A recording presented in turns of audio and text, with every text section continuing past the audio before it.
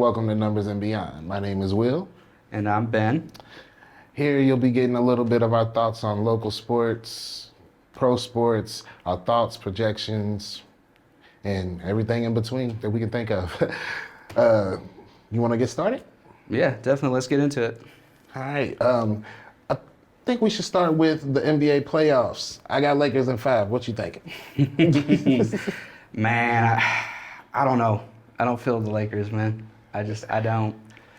I know everybody got the Thunder, and rightfully so. Shea Gilgeous is on a nice little tear. Yeah. But he notoriously slows down. That's the problem that I have here. And Luka with that bad loss last year with the Mavericks, and I feel like he has a point to prove this year. I do too. I could see that. However, there's just something about the Lakers that just seems off. Yeah. It could be, but once you combine Luka's 28 points per game and LeBron's 24 and Austin Reeves with another 20, you really gotta add it up. There's only 2 scorers over there on the Thunder, and if one of them slows down, the Thunder's done. This is true. I don't know. The Lakers, they're a good team, but the question is going to be for me is their defense going to hold? They could. They could fall short in that aspect, but defensively, who's going to stop Luka? This is true. You can't stop all 3. That's the problem. You can't stop all 3. You can't stop all 3. I give you that, but I do think that their defense is going to be questionable. Yeah. With a little bit of longevity in there too, as the playoffs run deeper, are they going to make the final push? I mean, what happened to them last year? Last year, the Lakers did horribly, I believe. They did horribly. But that's without Luka. That's without Luka Magic. That's without, I believe, AD. Missed quite a few games. Yeah.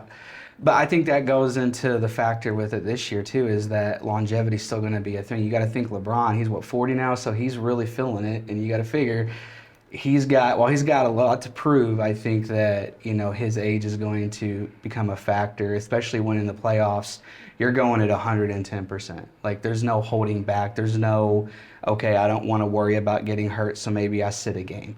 Like, you play hard, you play as much time as you can on the court, and my question would be, is LeBron able to hold up to the stretch of the playoff runs? And I mean, don't get me wrong, Luka's a great asset, and I think that, he'll be able to fill some of that gap, but there's something about it. They're not young. They're not a young team. I don't think they need to be a young team. You said that LeBron has a little bit of something to prove. I don't think so. I think Luka does. And I think that's the primary focus here. I don't think LeBron's going to have too much to do with the win. As a non-LeBron fan, I can say with confidence that I don't think he's going to have too much to do with if they start winning, if they get on this road that I believe that they're going to have there in the playoffs. My only thing, though, is if LeBron has nothing to prove, why is he still playing? I think he has one thing to prove. You got me. The man's old. He shouldn't be in the position that he is. Exactly. But he is, though. So with everything that he's already proven, longevity won't have anything to do with this playoff run. But I do think he has something to prove. And it's the debate that's been going on for a long time. Who's better, him or Michael Jordan? That's not a debate, sir. In real life, that's not a debate. Why do you think he's still playing, though? I think that debate is real. That's not a debate. There's 3 amazing players that ever played in the NBA in my generation, and that would be Jordan, Kobe, and LeBron. You notice that I put them in order for a reason, right? Of course. There's no debate here. Going 1 to 3, right? Yeah, he's the 3rd best player to ever play in the NBA, and I'll give him that all day. But there's no debate. He has nothing to prove because he will never prove that point. I think I agree with that, but I think there's a lot of people who don't. And that's all the people that believe that he is the greatest player ever. He's the one that's changed the game. In real life, he's changed nothing. He's just played the game extremely well how it is. Okay. I can give it that. I can give him the greatness all he needs, but he's not the best player ever. Do you think so? Do you think that for this playoff run, that the team that he has is the power team that he needs? You got to think when he was in Miami, look what he did there. He had a good team around him. He basically helped build a championship caliber team. Do you think that this team that he's on now would be good enough to do like he did there in Miami? I feel like he was the addition to that. You think he was the addition? To the Heat offense. That Was D Wade's team. Let's be clear. The injury didn't help D Wade. That's what I understand, but that was still his his team. That was still his team. Those are still his rings. We're not going to put LeBron over that. But also, the Lakers, the team that he has right now is impeccable. Yeah, as long as everybody stays healthy and everybody stays focused on the goal, no way that they can't get up to the championship. At least up to it. Now, whether they go up against the Celtics or the Thunder, because those are really the only three teams that we can talk about right now, who knows if they can beat them. But they can get to that level. That's all I'm saying. I mean, there's a lot of good teams that are going into the playoffs this year. We got the play-in tournament going on. You know, I think the Rockets are, in my opinion, one of the teams to beat, though. I'm looking forward to seeing what they do. I can see that. I can see where you're saying that at, but they're a young team. They are. They are a very young team, and young teams notoriously just don't make it to where they need to be just because of the pressure that gets applied. It's hard when they don't have the right pieces in every area. Exactly. Play Once both you get sides up of to the that ball. point, that heat turns on, most young teams, they falter. And it's not because they're not good. It's not because they're not capable of winning. It's just because everybody else has been there for a little bit longer. They know what it takes. So, speaking of Luka, Dallas is in the play-in tournament. What do you think happens? How do you think that looks for Dallas if they win and they get in? Let's see. Dallas isn't going anywhere. I was trying to figure out a way to say that nicely. Defense wins championships? Not really. Not if you wanna win. You need to be able to score too. And I don't know where Kyrie's at, but there's nobody else on the team. They got rid of Luka. It was pretty much the biggest move that Recent Dallas NBA history. Yeah, and that Dallas could have made, and it was dumb. It wasn't okay. It wasn't an okay thing for them to do. No, I think in the timing in which they did it really didn't make a lot of sense. I couldn't figure out what the play was, and then you trade to the Lakers. Like that's You take AD, who's back, can't stay straight, and then he gets hurt. He's clearly got going down. scoliosis or something in his back. Like There's something going on with it. AD Hurts for sure. all the time. That was a move I don't understand. I'll never get it. You can't miss the mistake. That I get Dallas they were just talking made. about like Luka's like his how his fitness and everything like that, but I mean, I don't know. I think that was kind of a crazy move. I think the NBA playoffs are going to be great this year. I'm looking forward to seeing who makes the push. However, I will say that I truly do believe that it's going to be Oklahoma. Well, I can agree with you. 9 times out of 10, Oklahoma will keep on pushing through with this little run. But last year they slowed down. I can't say that they won't do it again this year. I think there's a lot to prove for them. I think Boston's in it too, though. Can't ever sleep on Boston. You never can sleep on Boston. They are the reigning champs after all. You notice we haven't even discussed the debate on Boston. Boston has all definitive chances of winning. And they've a nice put little their back-to-back. own reasons out there. They are their own reason. They don't need anybody to defend them or to go against them. They've already got only one thing to prove, and that's if they can repeat. Yeah. And I do believe that they can. I do believe so. It's a very high possibility. All right. Let's move on to baseball. Okay. I'm thinking torpedo backs. How do you feel torpedo backs are affecting MLB right now? Man, it's kind of surprising. I thought we'd have seen more home runs with how things started off with them, and then that kind of died off. I think it's an interesting change. I don't know that I find it to be all that beneficial. I feel like when you're trying to get a ball to hit a specific part of the bat a little bit more, I think it kind of changes how batters are swinging. I don't know that there's going to be a lot of definitive metrics and stats behind that just yet because it's still something that's new. But I think it's a very creative way to get guys who like to swing for the fences to have to put a little bit more into it. But I think there is a bigger reward with them. It does seem to affect the trajectory and the speed a little bit more. But is the risk worth the reward? I mean, really, you're moving your bat to be skinnier at one part. So where we're looking for connections to put the ball in play, we're not actually getting that anymore. It's either a home run or nothing. Are home runs everything in baseball? No, absolutely not. Don't get me wrong. I definitely like home runs. I think that's what makes the game exciting is when people see the ball going out of the park. It's the fans get involved. They're in the stands. They're catching the fly ball out there. It's exciting, and obviously you got to think as a batter, it's probably pretty exciting too, watching your ball just go way out there. But I think that the risk versus reward ratio is probably not as good as a lot of these guys think. Hence the reason I don't think every single player is doing it. Yeah, I don't think every single player can hit as well as what the Bronx Bombers did on the first opening day. 20 runs. They had, 9 runs in the first 2 innings? Yeah, it was insane. But I think that was just them. I think that was just them opening up with what they had and what they could do. And they wanted to show that off immediately. Now, of course, they've died down over the past couple of weeks of the opening, but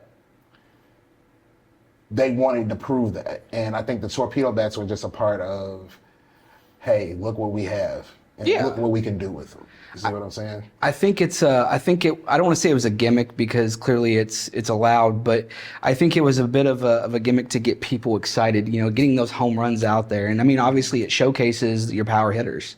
I mean, when they connect and it's gone just like that, you can't deny that it's effective. But they made Nestor Cortez look like he was the rookiest of rookies. Like he must have been in the minor league or something. Man, first three batters up, first 3 home runs, first 3 pitches. Yeah, he only threw 3 pitches, and all 3 of them went out. And of course, the shock factor of how's this happening, right? Like, they're seeing this bat, and it's like, you got to think, what am I pitching at? Like, this is, does it impact? Makes me wonder, does it impact how you throw the ball? Like, not just your style and your speeds, but like how you look at the strike zone. Does it change that for you as a pitcher? Your mentality. Do you want to put it in a different area now? Because a lot of times you want to keep it low on the side if you want to keep it down on the ground. Well, now you got to wonder, like, how are you going to change up, even more? You got to avoid the outside because there's more bat there. There's way more bat at the end of it. And if you can touch it, great. But there's not a lot of hitters in the MLB that can actually touch the ball that well. No.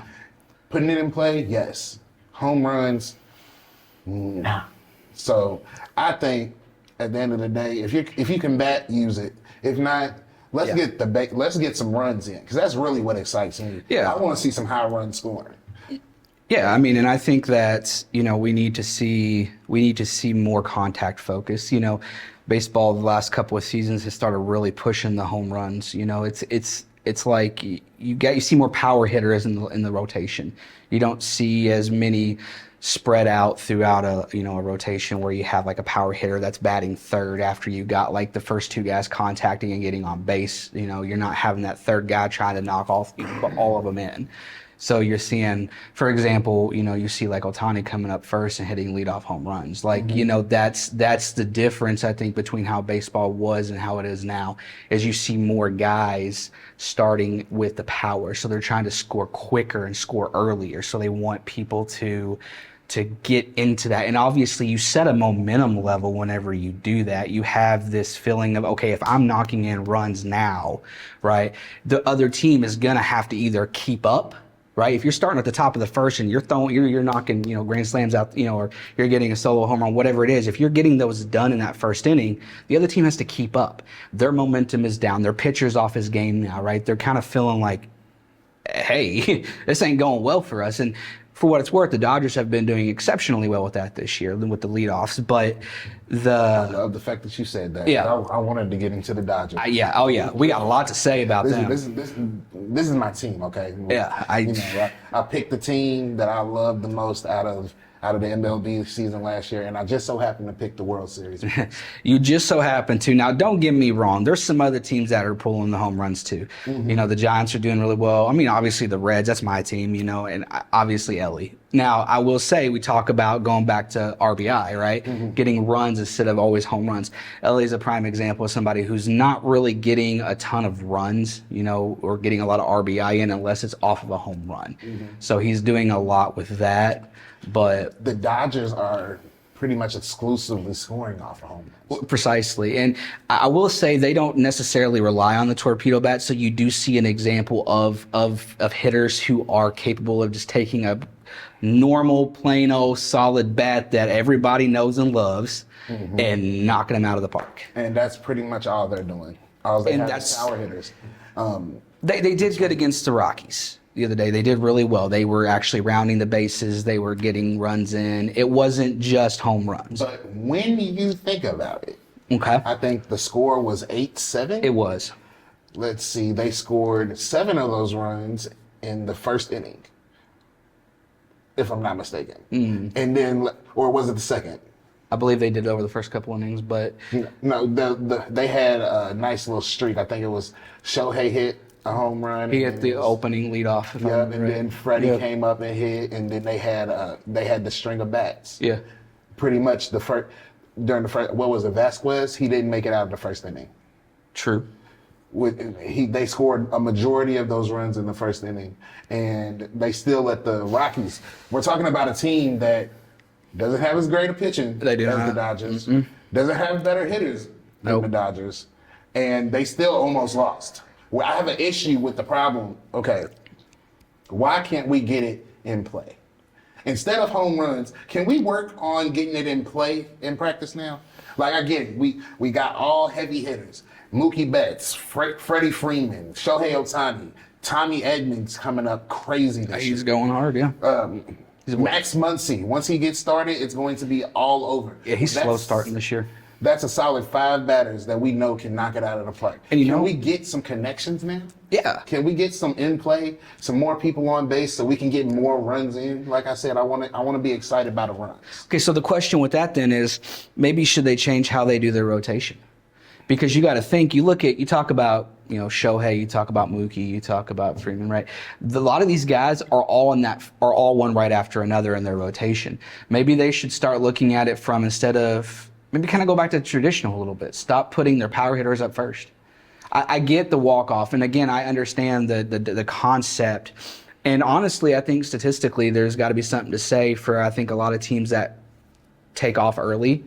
They do seem to tend up win these games because they carry that momentum with them. They are able to force the other team to adjust their pitching. Like the Padres. Yeah. The Padres do the exact same thing. They put it in play constantly, every day, all day. And it may not be no home run hitters on there. Tatis is pretty much the only one that can. But it's effective. It's what made them fall last year. But I feel like if they put these 2 things together, they'll be unstoppable. And if the Dodgers put those 2 things together, they'll be unstoppable. The pitching wouldn't even matter. You can outpitch me all you want to. If you're not hitting the ball better than me, you have a problem. And I feel like the Dodgers are not taking that approach. They're not taking the approach of, hey, we need to just put this ball in play and let the defense get scared of us. I want to see the ball go back straight towards the pitcher, and he has to. That's what I want to see. Do behind the back, round behind catch stuff. Yes, Had a couple of those this year. Gets hit. Yeah. That's all I want to see. I want to see it go into play. I could see it. It's exciting to see players having to, run the bases. I mean, Shohei, when he steals bases. It's epic. It's beautiful. Like, you can see it in motion. Like, you're not catching them, and you know it. Yeah. Like, stolen bases used to make the game just extra. Running the bases is fun if you're just, you stand there on first. It's a homer. Don't get me wrong. Grand slams are amazing to watch. I mean, I'm a fan. Ellie did it on bobblehead night. I'm just saying that was amazing. However, Petey's was the best. Pete Alonso. It was good. Don't get me wrong. Yeah. Best one of the season for me. I loved it. I was watching it. It was poetry because everybody got the bases loaded. I think he had 2 outs left. I think I have to go back and look, but yeah, I mean, it was still good. It was a thing of beauty. And at his age, we're talking about miracles here. Like that. Yeah. That was beauty to me. That's just me. I don't disagree. I mean, there's never anything wrong with a grand slam or any home run, but I do like seeing balls in play a little bit more and seeing just more base running. It makes it fun. Sir, yes, sir. I completely agree. If we can get some base running in here with the home runs, I think the MLB will be way more popular. People will love to watch the 9 innings instead of getting bored by them. Yeah. Speaking of, talking about the Dodgers, I mean, we've obviously been discussing the hitting, but maybe we get into the trajectory a little bit. Talk about kind of the rise of the Dodgers, see where they're going, and what you think. The trajectory of the Dodgers. I guess I can address this because my team, Yeah. The trajectory of the Dodgers is always trending upward. Regardless, once you have power hitters like they have, you can always turn it around. Right now, it's a little scarce on whether they can actually score enough runs to actually win the game, but you can always go forward with the Dodgers. They have too much of a star-studded team to actually fail.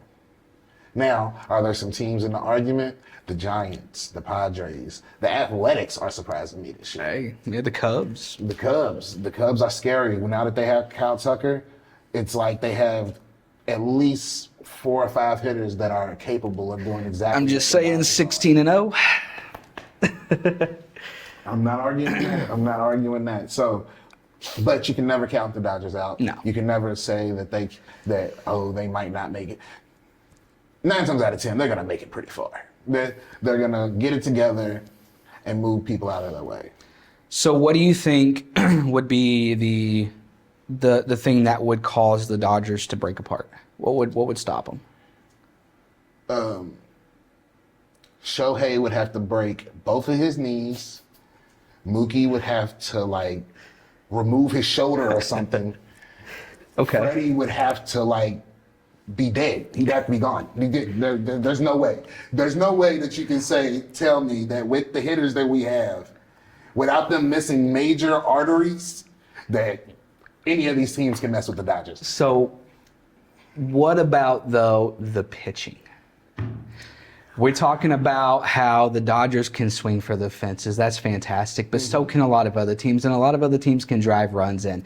This is not the era of a 2 or 3 point baseball game anymore. This is the 10+ point era world that we live in, where baseball is more exhilarating. And pitching has a change. We have a clock on it now. There's no just standing there for 10 minutes if you want, playing this game of look over at first. Is he going to try to steal, right? There's none of that. It's constant motion. It's going forward. So pitching has taken on a different dynamic. I think pitching back even 5 years ago, it was exhilarating enough, but it was more about what the batter did. Now the pitchers are more, how are the pitchers going to be involved in the game? Because back then it was, okay, you throw the ball, either they hit it or they don't. Now it's, how is the pitcher going to combat who they have to deal with? You got lefties versus righties. You have different aspects of what a pitcher has to take into consideration. And then they're on a time crunch. Now they have a clock. The Dodgers pitching could do better. But once again, we have all-stars at pitching. Mm-hmm. We're not talking about rookies that don't know what they're doing here. We're talking about people that season just opened, they're having a rough time in the bullpen. Yeah, it's completely fine. Why? Because they're the Dodgers, and all of them are stars. We're not talking about a low pitching team like the Rockies. We have what's his name, Sasaki. I forgot what his first name is, but either way. All-star from Japan. Then we got Yamamoto. Who can really hit Yamamoto? He's not giving up a lot of runs this year. He has not at all. And then you got Tyler Glass now. Strikes people out for a living. This is what he does. We're talking about all-stars here. Yeah. The trajectory of the Dodgers is always bright because of the people that they have. People that can always rally it up in the nick of time. You can't count them out. Just like how we were saying the Celtics, you really can't count out the Celtics. No. You can never count out the Dodgers, especially not right now with the lineup that they have. There's no way. So would you say that you feel they're the best team to repeat? Yes.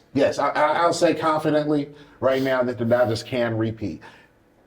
But I'm feeling the Giants right now. You feeling the Giants? The Giants. Oh, the rise of the Giants. The rise of the Giants is something that needs to be discussed and tested because what are they doing? Man, We're talking about role players that are hitting home runs out of the park and still putting stuff in play after the fact. Like, can you pitch around the Giants right now? Nobody's been able to. they have been an exceptionally good hitting team. Their averages, ironically, aren't necessarily that high, but it's effective. And they're hitting well enough to about any team that they've came up against to rattle them. And I think that's a lot of it is that they're consistently hitting and they're getting runs driven in when they get their wins, especially. When they get their wins are always epic. It's like Jung Hoo Lee's then hit 2 home runs or something like that. Like it's always something big, and it's always been that with them. But last year, they struggled with injuries and all of that. This year, everybody's healthy, everybody's in the lineup, everybody's doing what they're supposed to be doing. Mm-hmm. I'm loving to see the Giants right now. Like, second in the division is interesting. You got to think we've been talking about the Dodgers. We're talking about the Giants. They're setting in second. The Padres right now are the biggest adversary that they have to deal with. I think the Dodgers are going to be a problem for sure, but I think in that division specifically, it's going to come down to the two of them because the Padres just seem like they're destined to fall. Yeah, I was going to say, if you're asking me right now, whether it's going to be the Giants or the Padres, I'm taking the Giants 10 times out of 10. Yeah. And there's no way you're going to tell me that you can get past the Dodgers and the Giants with only one home run hitter. Only one person that's capable of going yard. And you have at least 6 on each team that can go perfect yard, like 450 yards every single time. There's no way. So we're going to go ahead and say that the Padres need to step it up or step down. Okay, so if it came down to it, Dodgers or Giants on that? See, you're trying to get me to go against my team. Yeah. And I won't do it. You won't do it? I won't do it. Okay. Specifically because the Dodgers have this uncanny ability. And it's actually called Shohei Ohtani. They have this thing where Mookie Betts is unstoppable once he gets healthy. Yeah. Freddie Freeman with, 2 Grand Slams during he had a Grand Slam and then 4 home runs during the series where they won the World Series. Yep. They have this thing where Tommy Edman is capable of going yard at any moment. So I won't go against my Dodgers specifically because they're too stacked. Hey, I don't disagree. I mean, just look The what Giants, they did. if they do have to go in between each other, when they do, I'm going to have to go with the Dodgers specifically off of my principles. But the Giants have a chance. They have a chance against the Dodgers. If the Giants were to make it and they had to play against, let's say, the Yankees like the Dodgers did. I am taking the Giants. Okay. And why? Because all around the Yankees are not good. Okay. They're just They not, got it. They're Aaron Judge. They're Aaron Judge. They are Aaron Judge. That's it. That's it. You got these good hitters like Jazz Chisholm and Paul Goldschmidt and Cody Bellinger, but in all actuality, it's Aaron Judge. If he doesn't start off the home runs, nobody else on the team gets one. It's actually getting ridiculous to this point. Like, why are y'all losing to the Athletics? It makes no sense. We're talking about the Bronx Bombers, the people that opened up with 20 runs. Yep. And you're losing to the Athletics by more than 2 runs. There's a problem here that we need to discuss about the Yankees too. Yep. They're actually sucking at a phenomenal rate right now. Their defense is abysmal. I don't care about your hitting when you're literally letting bad teams get past you every single time. You're not going to convince me that the Yankees don't need to study up on some good defense. I don't disagree. They got some work to do. Aaron They definitely Judge aren't is going so back big. right now. Why is he in the center field? He's huge. Like, he can't run. Why do we have him in center field? We need to adjust some stuff. We need to move some people around, teach some people some new positions, and maybe the Yankees have a chance at beating anybody else in the NL. The MLB, huh? NL. No, in my little section, I'm talking about the Giants, the Dodgers, the Padres. Have any chance of beating any of them, they need defense. The Padres could even beat the Yankees right now because regardless of whatever you want to say about their home run ability, they're putting it in play. Okay. They don't have anything to stop that. They don't have any defense to stop what the Padres can bring to them, what the Dodgers can bring to them, or what the Giants can bring to them. Okay. Well, I kind of agree with that perspective. I'm definitely curious to see how that plays out for them. But yeah, we're still at the beginning of the year. Yeah, we got a long season way to just go. started. We got about 150 games left, something like that. Yeah, so, about 140. Yeah. So we got a long way to go and a lot of stuff to cover up. Oh yeah, it's just the beginning. This is where the guys start warming up. Some of these. You'll have an influx sometimes of like some crazy plays happen because they'll be setting off. They'll be getting warmed up. You get these home runs that start happening early. Obviously, they're good batters and stuff, but they're starting to look for their rhythm. All right. So I like this. I like the way that this goes. I believe we could be able to do this on a recurring basis, don't you? Yeah, definitely. I think I like talking to you guys, out here in the Metro land, and hopefully you guys tune in every week so we can bring you more content. I have so much more to say. So much, but we're limited to 30 minutes here. So we'll bring the numbers and the fill-ins to you all the time. Thank you and have a nice day.